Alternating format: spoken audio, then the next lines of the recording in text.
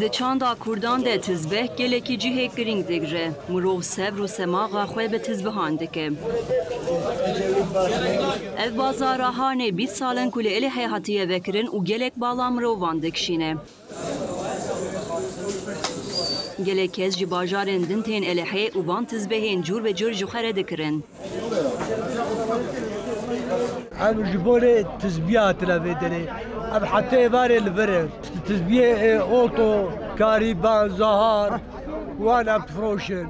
Li bajêr bazara tizbihan li taxa kismetê têdanîn û tizbeh firoş şefeqê zû dezgehên xwe datînin û dest bi firotina tizbihan dikin.